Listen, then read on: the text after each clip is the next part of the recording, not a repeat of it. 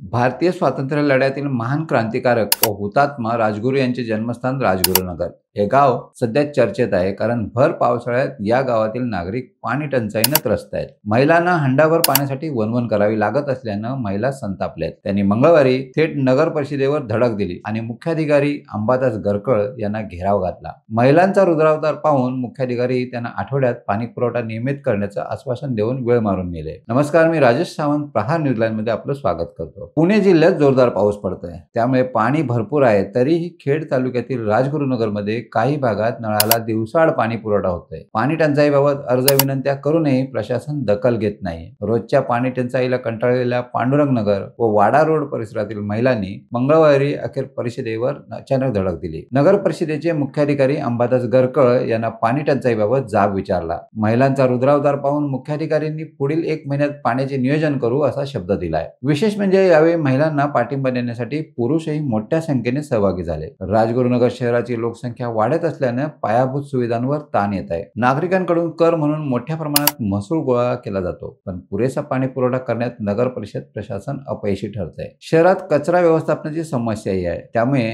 आरोग्याच्या समस्या निर्माण होत आहेत. शहरात पावसाळ्यात अनेक ठिकाणी पाणी साचते. विशेषतः बस स्थानकात पाणी साचून खड्डे पडलेत, ज्यामुळे प्रवाशांना गैरसोयीचा सामना करावा लागतोय. याकडे नगर परिषदेने लक्ष देणं आवश्यक आहे, असं नागरिकांचं म्हणणं आहे. तुम्हाला ही माहिती कशी वाटली कमेंट्समध्ये नक्की कळवा आणि अशाच नवनवीन व्हिडिओ पाहण्यासाठी प्रहार न्यूज लाईन चॅनलला लाईक, शेअर आणि सबस्क्राईब करायला विसरू नका. धन्यवाद.